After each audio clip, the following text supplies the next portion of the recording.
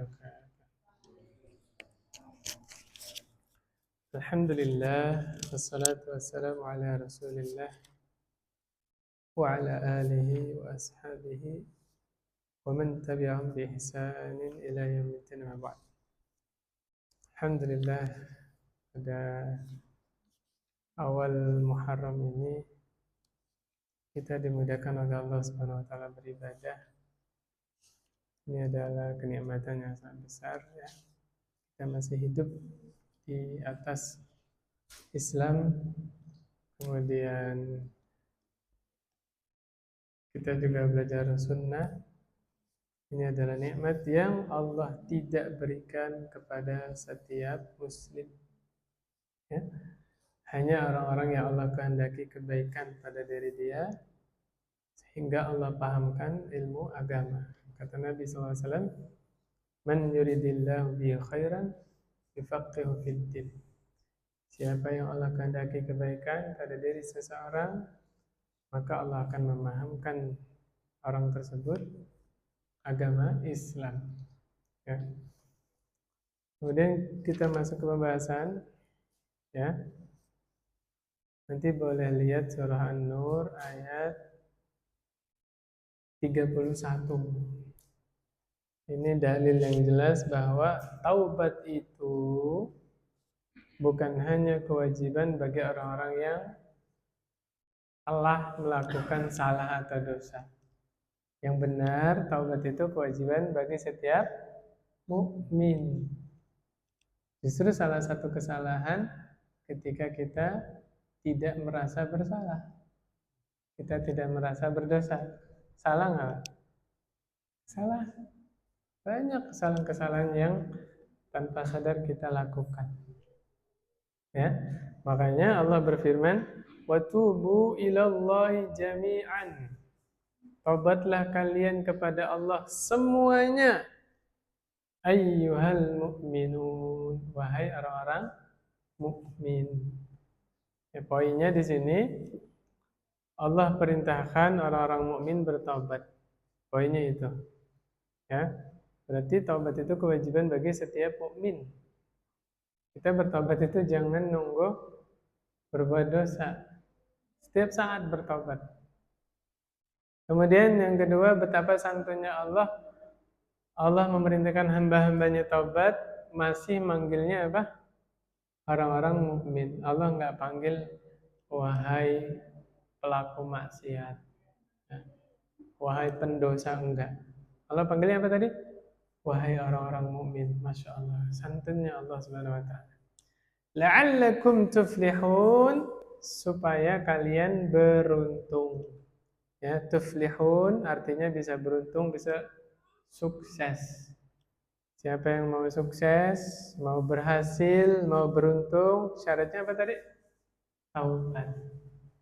Ada cerita ya di zaman tabi'in yang bernama Hasan al-Basri. Ada orang datang ngeluh, ya, wahai Syekh, saya udah nikah sekian tahun tapi belum punya anak. Kata Imam Hasan al-Basri apa? Istighfar. Banyak-banyak istighfar. Datang orang lain. Syekh, saya miskin. Pengen minta amalan biar banyak hartanya. Apa kata Syekhnya? Istighfar. Banyak istighfar. Orang lain datang lagi. Syekh, kampung kita kekeringan. Apa kalau bahasa kita apa? Apa? Paceklik ya. Ternak pada mati, tumbuhan mati, sumur kering. Apa katanya Hasan al-Basri? Istighfar. Orang yang sekelilingnya heran. Syekh, tadi orang 3 datang masalahnya beda-beda. Kok dikasih solusinya sama satu doang? Apa solusinya? Istighfar. Apa kata Hasan al-Basri? Saya berbicara bukan dari akal saya sendiri, tapi Allah yang bilang begitu. Surah Nuh ayat 10. Apa kata Allah? Faqultu astaghfiru rabbakum innahu kana ghaffaro. Ya, istighfarlah kalian kepada Rabb kalian, sesungguhnya Rabb kalian itu Maha Pengampun. Ayat 11 ya, Pak. Yursilis samaa'a 'alaikum midrara. Hikmah dari istighfar apa? Yang pertama, Allah turunkan hujan yang deras dari langit. Itu ayat 11. Wa yumdidukum bi amwalin wa banin. Hikmah istighfar, Allah akan perbanyak untuk kalian harta dan anak. Gara-gara apa, Pak? Istighfar. Wa yaj'al lakum jannatin wa yaj'al lakum anhara. Allah akan jadikan buat kalian kebun-kebun, taman-taman yang sangat banyak. Anhar, sungai-sungai. Jadi kuncinya di mana tadi? Istighfar ya. Astagfirullah, astagfirullah, astagfirullah. Terus yang banyak. Ya. Tadi ayatnya tentang apa ini? An-Nur ayat 31. Taubat. Nah, maka digabungkan istighfar dengan taubat. Astagfirullah wa atubu ilaih. Yang paling pendek itu ya. Astagfirullah wa atubu ilaih, astagfirullah wa atubu ilaih, astagfirullah. Terus kalau mau panjang silakan. Astaghfirullahaladzim alladzi la ilaha illa huwal hayyul qayyum wa atubu ilaih. Itu diamalkan di setiap waktu. Punten ini Bapak ya, Ibu ya. Kalau yang beres sholat, istighfarnya pendek banget. Cukup astagfirullah, astagfirullah, astagfirullah. Yang hadis yang saya dapat begitu, Pak. Astagfirullah, astagfirullah, astagfirullah. Ini yang selesai sholat. Yang tadi panjang, astagfirullahaladzim alladzi la ilaha illa huwal hayyul qayyum wa atubu ilaih. Itu diamalkan setiap saat sebanyak-banyaknya, silakan. Mau 100 kali, 1000 kali. Sambil berkendara, sambil kerja, sambil tiduran, silakan. Malah dianjurkannya sebanyak-banyaknya ya. Demikian. Kalau yang pendek istighfar taubat gimana tadi? Astagfirullah wa atubu ilaih, astagfirullah wa atubu ilaih, astagfirullah wa atubu ilaih. Kalau bisa 100. Di hadisnya itu Nabi bertaubat dan beristighfar setiap hari tidak kurang dari 100 kali. Makanya biasanya ada di buku zikir pagi dan petang. Ya, ada di situ kan? Lafaznya pendek, astagfirullah wa atubu ilaih. Terus sampai 100 kali. Ya.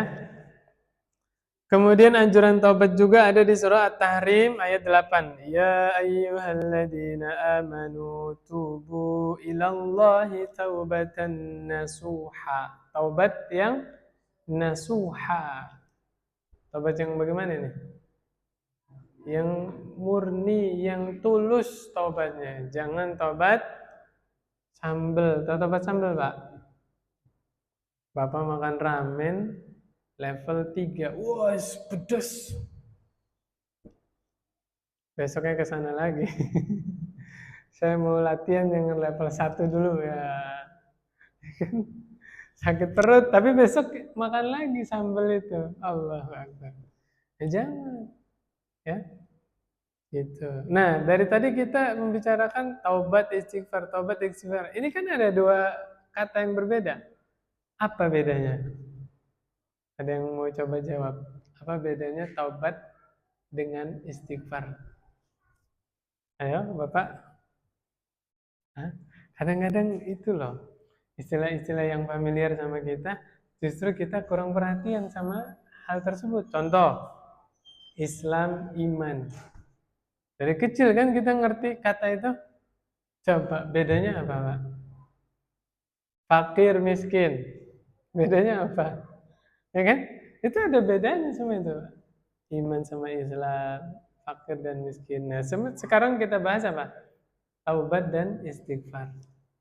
Langsung aja lah Pak ya. Ini waktunya sedikit soalnya. Kecuali tablik akbar dari jam 9 sampai zuhur. Baru, wah diskusi silakan. Taubat itu ya keadaan seseorang yang kembali kepada Allah. Itu tobat namanya. Sadar kalau itu salah. Ada niat berubah. Itu tobat namanya. Kalau bahasa masyarakatnya apa? Insaf. Ya kan biasanya, wih, udah insaf lah. Itu kalimat nggak bagus itu, Pak. Orang biasa nongkrong di gardu, tiba-tiba kelihatan di masjid. Jangan digituin, Pak. Harusnya sambut. Alhamdulillah, kita nunggu-nunggu antum dari dulu. Ya, Masya Allah. Nah, tampakkan kesenangan. Jangan tumben amat. Allah keren. Jangan, Pak, jangan. Itu biasanya kejadian di bulan Ramadan. Ya nggak? Bulan Ramadan kan? Biasanya kemana pas Ramadan? Kelihatan tuh di masjid, terutama taraweh. Nah, kalau ketemu orang yang begitu, harusnya disemangatin. Tampakkan kegembiraan, kita tuh seneng kalau dia ke masjid gitu, Pak. Ya, jangan malah dibully. Kemana aja selama ini, jangan. Alhamdulillah, sambut, sambut. Kita ikut seneng saudara kita memakmurkan masjid gitu ya. Jangan diledek, diceng-cengin ya biasanya. Jangan, Pak. Jangan sampai kita menjadi seseorang yang menghalangi orang lain dapat hidayah. Ya enggak? Gara-gara perilaku kita, gara-gara candaan kita, ucapan kita, orang menjauh dari masjid. Jangan, Pak. Nauzubillah, nauzubillah. Sejelek-jelek orang adalah orang-orang yang menghalang-halangi manusia dari masjid Allah. Ada di Al-Quran banyak ayatnya. Alladzina kafaru wa saddu an sabilillah. Ya. Orang-orang kafir itu menghalang-halangi manusia dari jalan Allah. Ya. Dan banyak lagi ayatnya. Taubat nasuha menurut Al-Imam An-Nawawi rahimahullah, kalau terpenuhi 3 karakter. Yang pertama, menyesali perbuatan dosa tersebut. Yang kedua, berhenti dari dosa tersebut. Berhenti, jangan dilanjutin dosanya. Yang ketiga, berazam tidak akan mengulanginya lagi. Saya singkat ya, singkat banget nih. Menyesal, berhenti, tidak mengulangi lagi. Tiga-tiganya ini ada pada diri seseorang, taubatan nasuha, diterima sama Allah taubatnya. 3 ini, Pak. Menyesali dosa tersebut, berhenti dari dosa tersebut. Yang ketiga apa tadi, Pak? Berazam tidak akan mengulangi lagi. Makanya nikmatnya seseorang, ya, orang merasakan nikmat iman kalau dia membenci kekufuran sebagaimana benci dirinya dilempar ke dalam api. Coba Bapak gimana ketakutannya? Kalau saya dilempar ke dalam api kan? Nah, membenci kesyirikan, membenci kekufuran sebagaimana kita benci dilempar ke dalam api. Itu baru merasakan nikmatnya iman. Makanya punten nih. Ada peribahasa bahasa Indonesia, tak kenal maka tak sayang. Itu ada lanjutannya loh, Pak. Tak kenal maka tak sayang, tak kenal maka tak benci. Paham maksudnya, Pak? Orang tidak akan sayang terhadap ilmu tauhid, tidak akan memprioritaskan pengajian kalau tidak tahu keutamanya. Tak kenal maka tak sayang. Orang tidak akan membenci kesyirikan, tidak akan membenci riba, tidak akan membenci maksiat-maksiat yang lain kalau dia nggak tahu bahaya maksiat tersebut. Iya nggak? Jujur deh, dulu Bapak belum kenal seseorang. Pas sudah kenal, jadi seneng banget. Sahabat. Tapi ada beberapa orang yang dulu kita nggak kenal, pas kenal malah males bergaul sama dia. Iya nggak? Tak kenal maka tak benci. Paham? Awalnya biasa aja kan. Pas udah deket, udah tahu aslinya, udahlah males. Banyak kecewanya sama dia mah. Kalau ngomong bohong terus. Nah, ada nggak gitu? Makanya peribahasanya dilengkapin, Pak. Tak kenal maka tak sayang, tak kenal maka tak benci. Orang nggak akan benci kalau nggak tahu mudorotnya khomer, Pak. Orang nggak akan benci kalau nggak tahu jahatnya judi. jahatnya pinjol, apalagi judol, apalagi Pak, game online lah, apapun itu ya, gak akan benci kalau tidak tahu mudaratnya itu seperti apa. Ya, gak usah bahas rokok Pak ya, nggak usah Pak. Cari sendiri mudaratnya apa, tanya sama dokter. Jelas dulu ya. Itu taubat. Apa tadi ulangin? Berhenti, menyesal, berhenti, berazam tidak akan mengulangi lagi. Itu taubat. Istighfar ketika seseorang berkata astagfirullah, ya, aku minta ampun kepada Allah, maka yang dia minta itu dua, Pak. Dua perkara. Ya. Yang pertama dia minta supaya dosa-dosanya diampuni.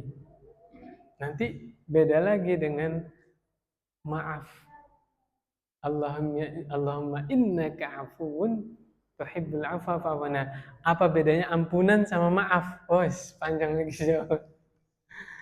Ya, yang istighfar apa? Dia minta dua, Pak. Yang pertama minta supaya dosanya diampuni, yang kedua supaya dosanya ditutup sama Allah. Orang lain jangan tahu. Tuh, itu dahsyatnya istighfar itu, Pak. Makanya sampai-sampai Allah dan Rasulnya yang menganjurkan setelah sholat baca apa? Istighfar. Apa namanya? Ghalibnya, umumnya orang yang istighfar itu setelah berbuat salah. Betul apa salah? Kalau kita melakukan kesalahan, astagfirullah, betul? Kenapa orang habis sholat istighfar? Apakah sholat itu dosa? Tentu tidak dong. Ya, coba. Pernah nggak kepikiran ke situ? Harusnya selesai salam, alhamdulillah, Allah telah memudahkan saya ibadah. Iya nggak? Kalau dikembalikan ke logika. Tapi kalau dikembalikan ke syariat, demi Allah, ucapan yang keluar dari lisan Rasul setelah salam apa, Pak? Astagfirullah, astagfirullah, astagfirullah. Ada yang tahu jawabannya? Hah? Nabi mengajarkan kita untuk tawadhu', rendah hati. Jangan sampai setelah ibadah kita malah jadi orang yang sombong. Tahu diri, ya Allah, saya hanya bisa minta ampun. Kenapa? Ibadah saya, sholat saya yang barusan saya persembahkan, jauh dari kata sempurna. Ngaku Pak, tadi rakaat pertama mikirin apa? Ayo, rakaat kedua, pikiran kita di mana? Rakaat ketiga, iya nggak? Jauh dari kata sempurna. Tapi kita sangat berharap supaya ibadah kita diterima. Makanya nggak ada kata lain. Yang kita ucapkan apa? Astagfirullah, astagfirullah. Itu rahasianya. Jangan diganti dengan yang lain. Sebaik-baik contoh adalah contoh dari Nabi Muhammad SAW. Sebenarnya orang Indonesia juga sudah mencontoh di dalam kehidupan sehari-hari. Ibu-ibu biasanya pas ngasih masakan ke tetangganya. Padahal lagi sedekah loh, lagi ngasih. Apa yang dibilang? Ibu maaf ya, cuman sedikit. Minta maaf. Paham maksud saya, Pak? Ya.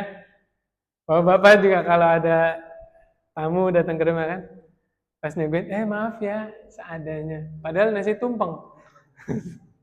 Masya Allah ya. Iya nggak? Itu mencontoh Nabi. Kendati pun sedang berbuat baik, tetap minta maaf. Namanya apa itu? Rendah hati, ya tawadhu, tidak sombong.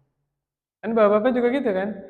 Pas ada temannya bertamu, maaf ya, ya baru punya gubuk lah. Gubuk tapi marmer lantainya. Bilangnya apa? Gubuk ya, Masya Allah. Ya mudah-mudahan bener rendah hati ya, jangan niatnya mah nyombong ya, Masya Allah. Jangan, hati-hati. Karena nggak kerasa juga ya. Nah ini saya bacakan nanti saya. Udah jelas ya tadi bedanya apa? Taubat sama istighfar. Kalau istighfar mintanya dua. Minta dosanya diampuni dan aibnya ditutup. Masya Allah. Kalau jaga harga diri kita. Ini supaya kita nggak sombong semuanya ya. Supaya kita nggak sombong. Demi Allah, bapak-bapak, ibu-ibu yang dirahmati Allah Subhanahu Wa Taala, sampai saat ini orang-orang masih menghargai kita, masih menghormati kita, bukan karena kita orang yang mulia. Bukan. Bukan karena kita punya harga diri tinggi. Enggak. Demi Allah bukan. Kenapa orang lain masih menghormati kita? Karena Allah yang menutupi aib kita. Allah jaga nama baik kita, orang lain nggak tahu apa yang kita kerjakan. Iya nggak? Nah, kalau kita ngaku seperti itu, apa yang mau kita sombongkan di hadapan orang lain? Ya, punten ini ya, betapa jahatnya masyarakat. Kalau aib kita dibongkar satu aja, benci itu semua orang. Kita di mana-mana digibahin, betul? Padahal kalau dibandingkan kontribusi kita misalnya ya sama masyarakat kan, lebih banyak kontribusinya. Tapi kalau dibongkar satu aja, luar biasa. Ya, na'udzubillah min dzalik. Makanya sikap kita kalau Allah takdirkan sampai kepada kita info keburukan saudara kita, bagaimana sikap kita? Yang pertama, cukup sampai kita. Jangan kita ikut menyebarkan. Yang kedua, husnudzon. Saya percaya orang itu baik. Ini kayaknya salah ini informasinya. Oke? Ya. Yang ketiga, ingat, tidak ada manusia yang sempurna. Sebagaimana dia pernah berbuat salah, kalaupun itu kenyataan ya, saya juga punya salah. Ayo banding-bandingkan dosanya. Waduh, dosa saya lebih banyak daripada dosa dia. Cuma aja Allah menjaga nama baik kita. Ya enggak? Tuh, merasa diri. Jangan malah ikut berkontribusi men-share keburukan temannya, saudaranya. Na'udzubillah, jangan. Oke, lanjut. Tadi mau dibahas nggak? Apa bedanya ampunan sama maaf? Ayo. Kan kalau maaf kan tadi astagfirullah, ya kan? Kalau ampunan tadi Allahumma innaka afuwun tuhibbul afwa fa'fu anni. Oke? Bedanya gini, Pak. Kalau istighfar, Allah ampuni. Dosanya Allah ampuni. Tapi catatannya masih ada. Di amal perbuatan kita loh. Dosanya itu masih ada. Itu ampunan namanya. Kalau maaf, kita dapat ampunan plus dosa-dosa di amal perbuatan kita itu dihapus. Tuh. Makanya amaliyah Lailatul Qadar gimana, Pak? Allahumma innaka afuwun tuhibbul afwa fa'fu anni. Itu sebaik-baik zikir. Makanya orang yang bijak, orang yang cerdas menempatkan sesuatu pada tempatnya. Jelas nggak apa maksud saya? Contoh, setelah salam, bagusnya gimana? Astagfirullah, astagfirullah, astagfirullah. Iya nggak? Ketika malam Lailatul Qadar, 10 malam terakhir bulan Ramadan, mana yang diperbanyak? Allahumma innaka afuwun tuhibbul afwa fa'fu anni. Gitu, ditempatkan sesuatu pada tempatnya. Kalau Bapak lagi ihram, labbaik Allahumma umratan. Ya kan? Apa yang lebih dianjurkan? Talbiyah. Labbaik Allahumma labbaik, labbaik la syarika laka labbaik, innal hamda wan ni'mata laka wal mulk la syarika lak. Jangan diganti dengan yang lain.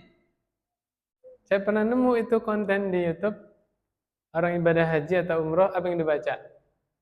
Salatullah, salamullah. Ada? Nah, saya bukan menyalah-nyalakan, saya hanya menganjurkan tempatkan sesuatu pada tempatnya. Kita lagi apa? Kalau lagi ihram, yang terbaik apa tadi, Pak? Talbiyah. Setelah sholat, yang terbaik istighfar. Malam Lailatul Qadar yang terbaik, Allahumma innaka afuwwun tuhibbul afwa fa'fu anni. Jadilah kita berusaha menjadi muslim yang disiplin, yaitu mendapatkan sesuatu pada tempatnya. Itu lebih selamat, Pak. Karena kita berusaha mencontoh tuntunan Nabi Muhammad sallallahu alaihi wasallam. Oke, lanjut. Gak ada tanya jawab kan ini? Gak ada. Hadisnya nih saya bacain yang tadi Nabi yang saya jelaskan. Ya ayyuhan nas, tubu ilallahi wastaghfiruh. Wahai masyarakat, wahai manusia, bertobatlah kalian kepada Allah, beristighfarlah kalian. Siapa yang bilang ini? Nabi Muhammad sallallahu alaihi wasallam. Apa kata Nabi? Fa inni atubu fil yaumi mi'ata marrah. Sesungguhnya aku bertobat setiap hari 100 kali. Bapak, Ibu yang dirahmati Allah Subhanahu wa taala, Nabi itu udah jelas surganya, Pak. Ahlus sunnah wal jamaah yakin Nabi pasti masuk surga? Pasti. Yang kan Nabi, seluruh sahabat, seluruh istrinya Nabi, ya seluruh sahabat kita meyakini semua dijamin masuk surga. Nabi dosa-dosa yang telah lalu dan yang akan datang sudah Allah hapuskan. Ya. Surganya pasti. Subhanallah, Nabi Muhammad SAW walaupun sudah dijamin surga, tetap setiap hari bertaubatnya tidak kurang dari 100 kali. Ya Allah. Sekarang kita evaluasi diri kita, Pak. Dosa kita udah diampunin? Belum tahu. Amal kita pasti diterima? Belum tahu. Tempat kita pasti di surga? Belum tahu. Nabi yang udah dijamin surga, taubatnya tidak kurang dari 100. Kita nggak tahu apa-apa, Pak. Maka demi Allah kita lebih berhak memperbanyak taubat daripada Nabi Muhammad SAW. Banyak-banyak taubat. Ya, astagfirullah wa atubu ilaih. Astagfirullah wa atubu. Terus bertaubat. Nah, jangan terperdaya oleh syaitan. Tipu daya syaitan. Kayak gimana? Ketika seseorang ingin bertaubat, nanti ada bisikan tuh. Alah, besok juga ngulangi lagi dosanya. Dan nanti aja taubatnya. Betul nggak? Pernah nggak dibisikin kayak gitu? Akhirnya ada azam. Oh, nantilah umur sekian saya berhenti dari ini. Ya nggak? Ya kalau nyampe umurnya. Ayo. Ya nggak? Yang benar adalah taubat setiap saat, dianjurkan lagi setelah melakukan salah, taubat. Walaupun nanti ngulangi, taubat lagi, terus taubat. Harapannya, ya Allah wafatkanlah kami dalam keadaan bertaubat. Gitu, Pak. Terus. Ya, tadi pagi saya bahas itu. Surah Az-Zumar, Pak. Ayat berapa saya lupa. Az-Zumar ayat 53. Ayat berapa? 53. Ya ayyuhalladzina, bukan. Qul ya ibadiyalladzina asrafu ala anfusihim. Katakan, siapa yang disuruh ngomong? Nabi Muhammad SAW. Allah berfirman kepada Nabi Muhammad SAW. Katakan, wahai Muhammad SAW. Ya ibadiyalladzina asrafu ala anfusihim. Wahai hamba-hambaku yang melampaui batas atas diri mereka. Di situ bahasanya lembut. Ya. Wahai hamba-hambaku yang melampaui batas atas diri mereka. Oke? Kalau saya terjemahnya nggak gitu, Pak. Saya terjemahin yang vulgar, yang gamblang. Wahai hamba-hambaku yang keterlaluan, yang kelewatan dalam melakukan dosa. Nah, seperti itu biar nancep. Ya. Dosanya nggak berhenti-berhenti. Nggak tahu dosanya sebesar apa, sebanyak apa, seberat apa. Apa kata Allah? La taqnatu mir rahmatillah. Jangan sekali-kali kalian putus asa dari rahmatku. Jelas nggak? Ya, ini Allah yang bilang. Sebesar apapun dosa kalian, sebanyak apapun dosa kalian yang kalian lakukan, ya, sesering apapun kalian melakukan dosa, apa pesan Allah? Jangan putus asa dari rahmatku. Ya, dari rahmat Allah. Kenapa? Innallaha yaghfirudz dzunuba jami'a. Sesungguhnya Allah itu mengampuni semua dosa. Catat omongan saya. Allah mengampuni semua dosa, termasuk dosa syirik. Kalau dia bertaubat. Ya. Urusannya kalau manusia yang bertobat, semua dosa Allah ampuni. Mana buktinya? Mana dalilnya? Banyak dalilnya. Orang yang mu'alaf, ya, masuk Islam, semua dosa kesyirikannya sekian puluh tahun Allah ampuni tidak? Allah ampuni. Betul? Nah, semua agama apa? Mau dia dulunya ateis, Yahudi, Nasrani, Hindu, Buddha. Tapi ketika asyhadu alla ilaha illallah wa asyhadu anna Muhammadar Rasulullah, seluruh kesyirikannya itu puluhan tahun Allah ampuni? Allah ampuni semua. Kata Nabi SAW, at-taibu kama la dzanbalah. Orang yang bertobat seakan-akan tidak punya dosa sama sekali. Tuh, sebaik itu Allah Subhanahu wa taala. Ya? Oleh-oleh nih. Hadis arba'in yang nomor 42. Ini boleh dibuka. Apa kata Allah? Ini hadis loh. Kok Allah yang berfirman? Hadis apa namanya? Hadis Qudsi. Allah yang berfirman, ya bani Adam, innaka law ataitani biqurabil ardi khataya, thumma laqitani la tusyriku bi syai'a. Wahai bani Adam siapa? Manusia.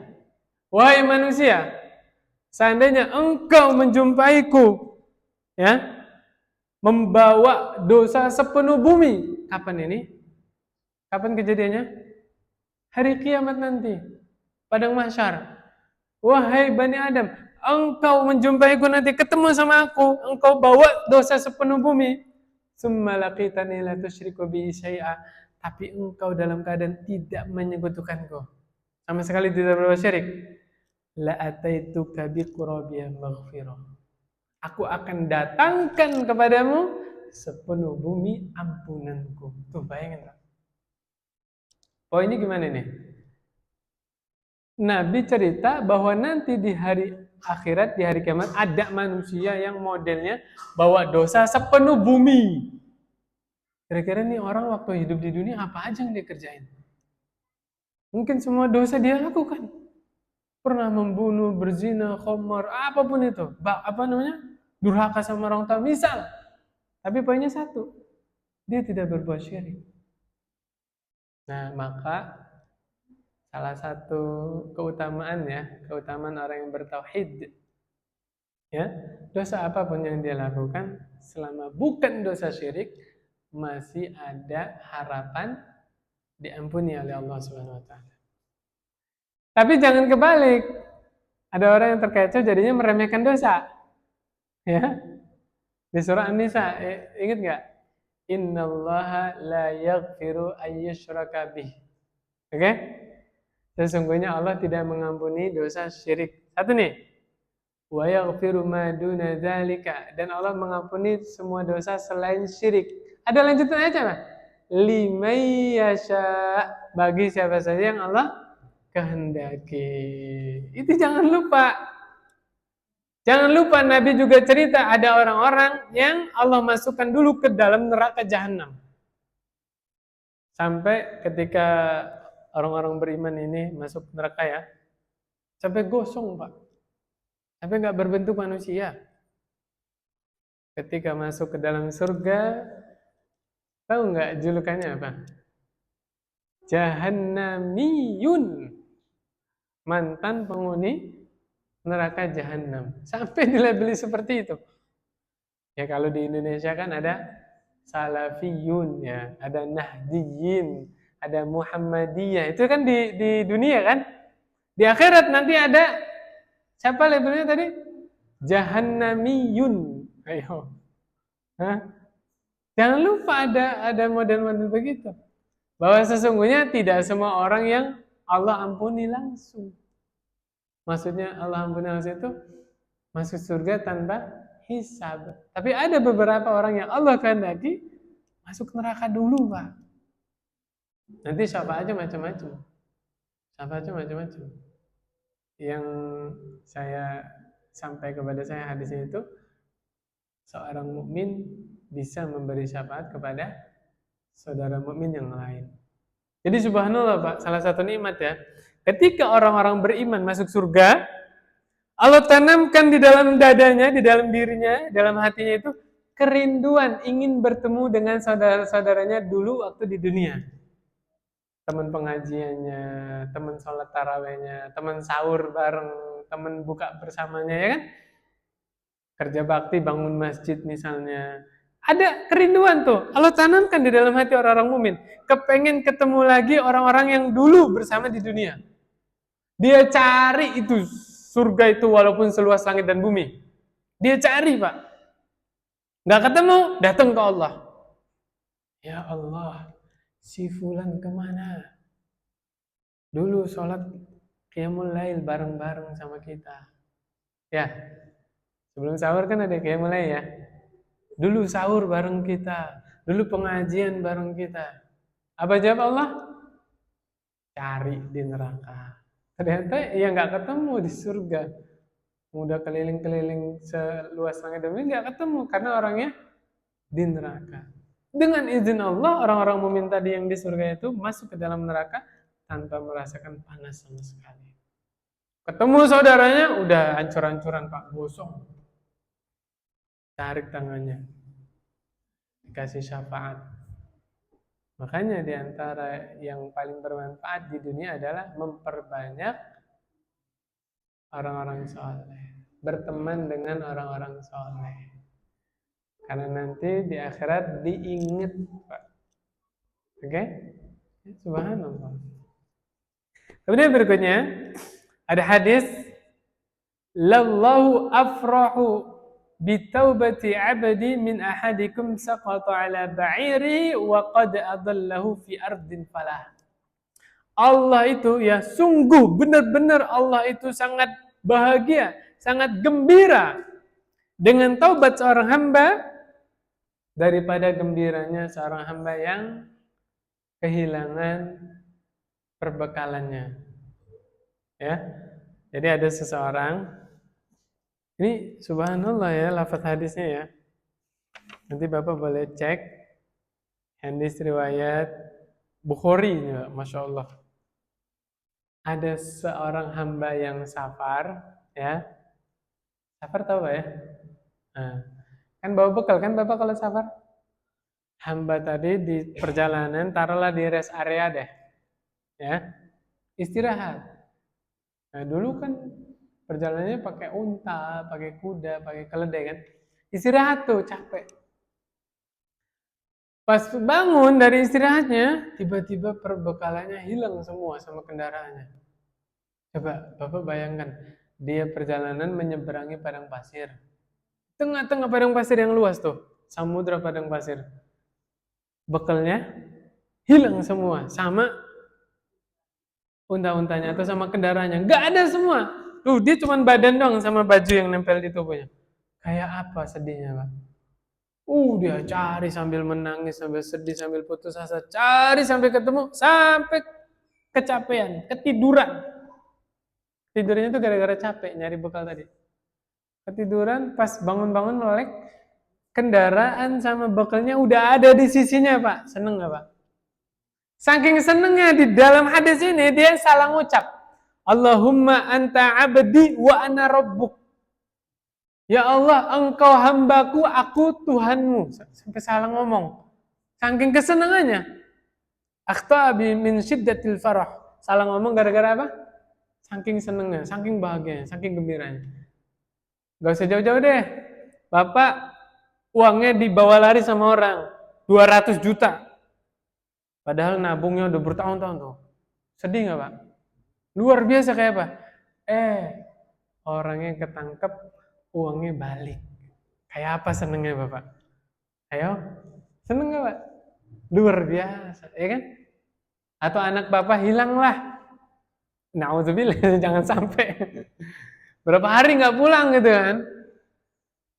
Pas pulang, Bapak pukul apa Bapak peluk?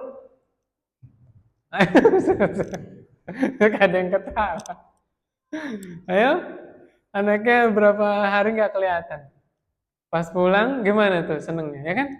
Ya Allah Lele, kemana aja kamu? Udah, mandi dulu mandi. Wah, pesenin apa disembelihin ayam segala macam. Ya kan?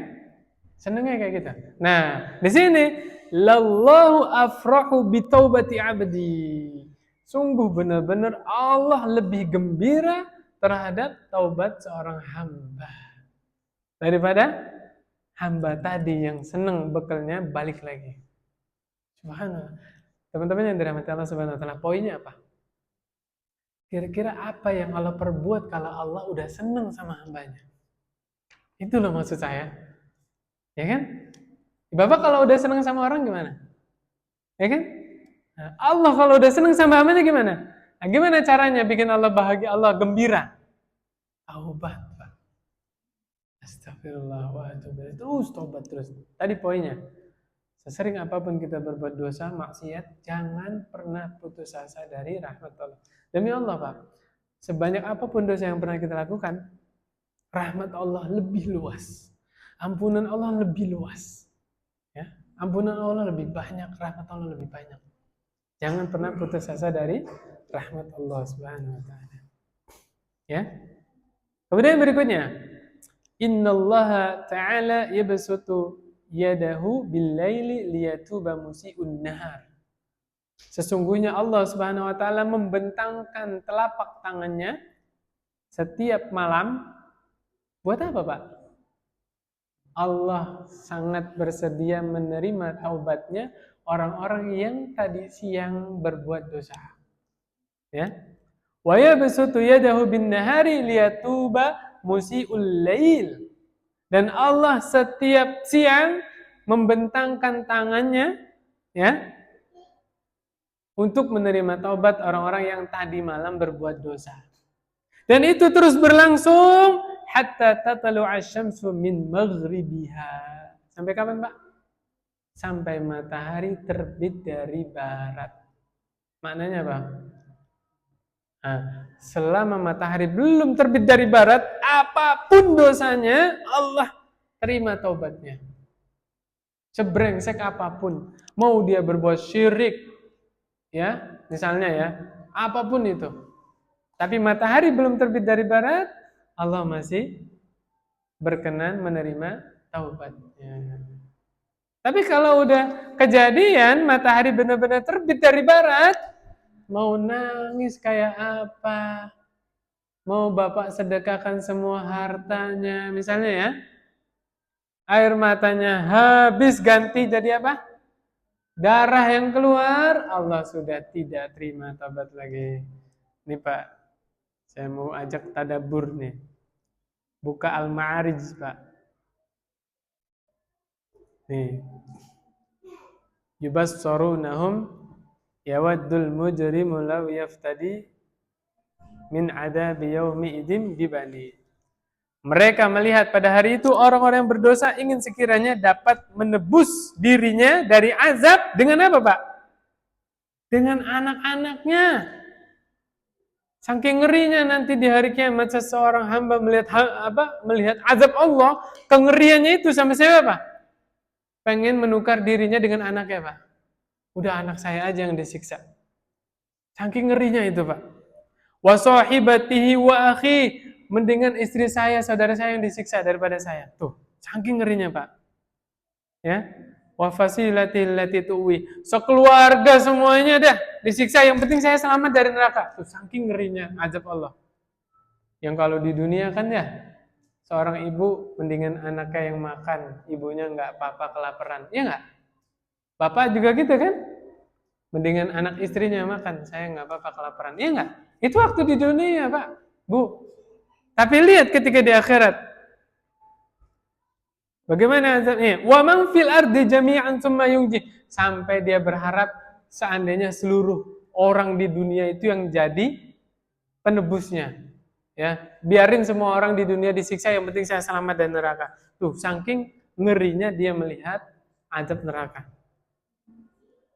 Kalla innaha ladha. Apa yang dia lihat? Api neraka yang bergejolak. Nazza'atan lisyawa. Kayak gimana panasnya api? Kulit kepalanya sampai mengelupas. Dibakar sama Allah di neraka. Tad'u man adbara wa tawalla. Ya, yang memanggil orang yang membelakangi dan yang berpaling dari agama, wa jama'a faw'a, dan manusia mengumpulkan harta lalu menyimpannya. Nah, ini orang-orang yang nanti Allah lempar ke dalam neraka yang seperti itu. Ya. Nah, kembali lagi ke pembahasan kita ya.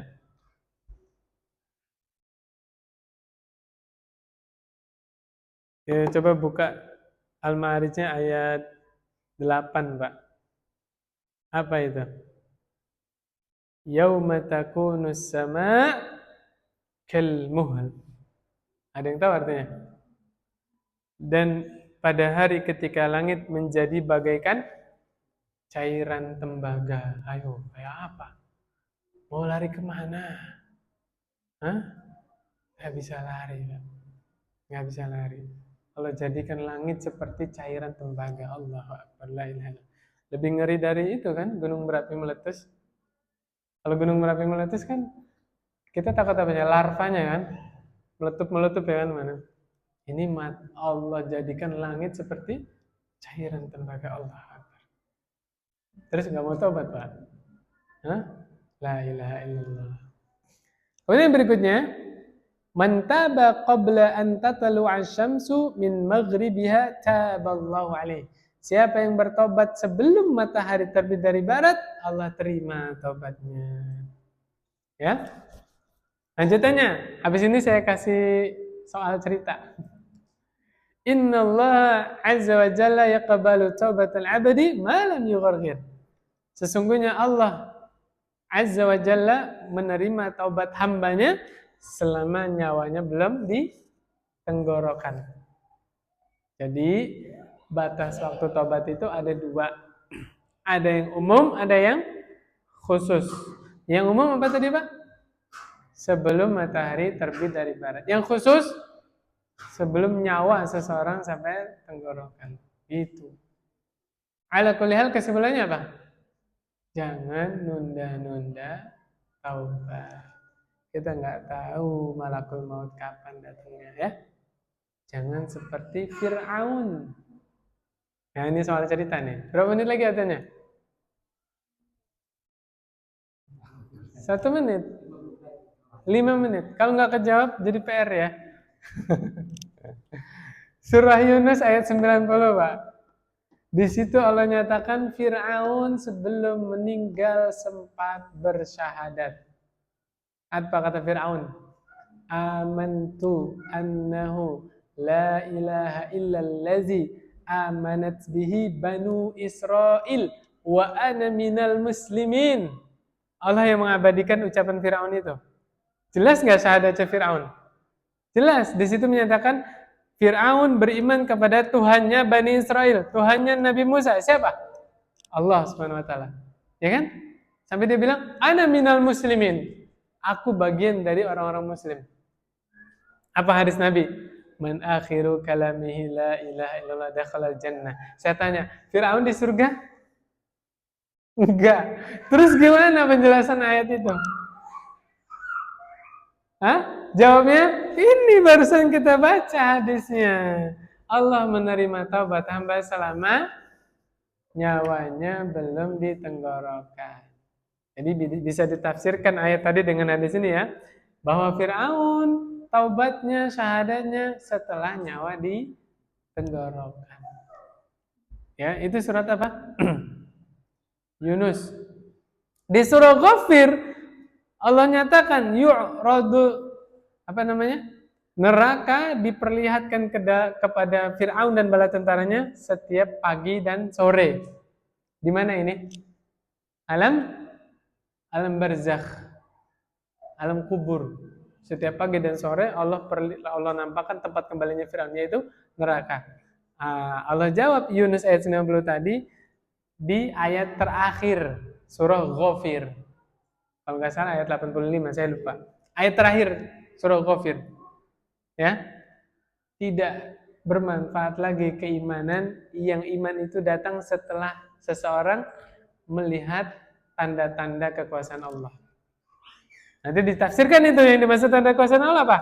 Azab yang pertama. Yang kedua, malakul maut. Nah, nanti kembali lagi ke kitab itu, perjalanan roh setelah meninggal yang saya bahas di Al-Kahfi. As-sakinah. Kalau ini al-kafi al-curug. Ya beda lagi ya. Sana al-kafi as-sakinah, ini al-kafi al-curug ya. Nah, di sana pembahasannya ada, masih ingat, setiap hamba yang akan meninggal, yang akan dicabut nyawanya, bagaimana?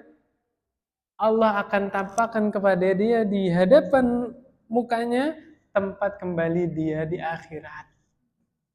Kalau orang mukmin, Allah tampakkan rumah dia di surga.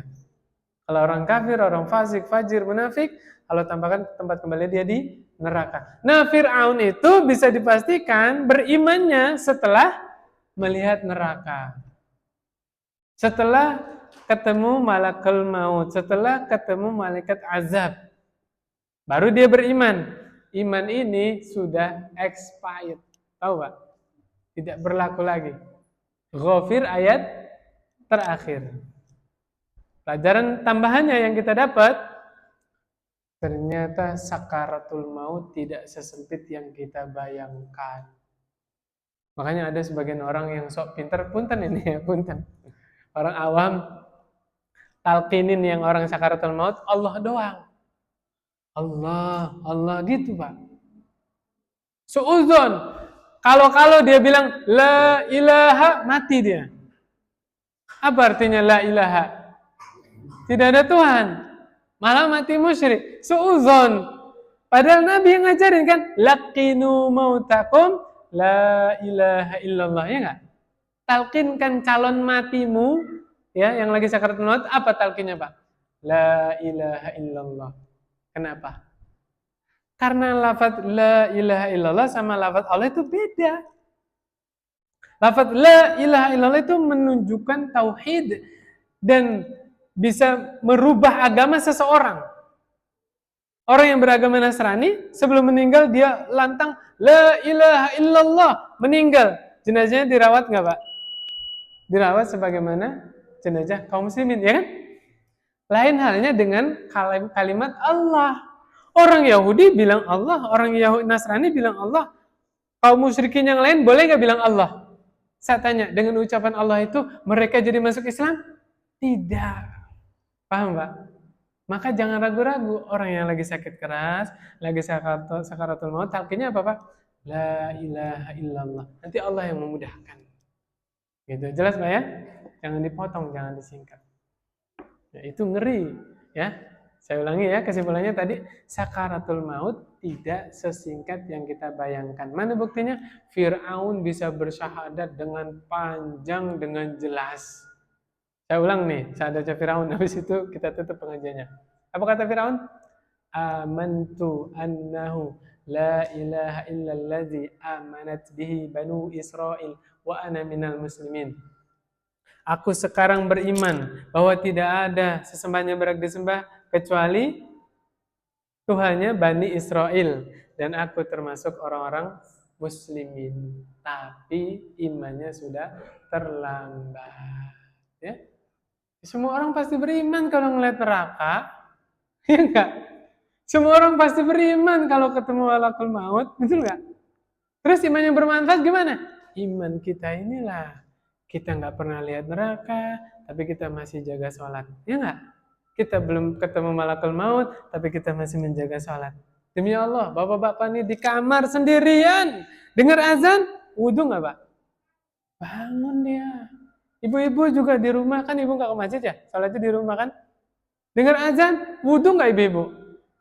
Kenapa? Padahal nggak ada yang lihat di rumah, sendirian di kamar, tapi tetap sholat. Apa yang menggerakkan? Iman. Iman itulah yang bermanfaat. Kita nggak pernah ketemu Nabi Muhammad SAW, tapi kita beriman kepada Nabi Muhammad SAW. Kita nggak pernah ngelihat neraka, tapi kita takut kepada Allah Subhanahu Wa Taala. Subhanakallahumma wa bihamdik, asyhadu an la ilaha illa anta, astaghfiruka wa atubu ilaik. Assalamualaikum warahmatullahi wabarakatuh.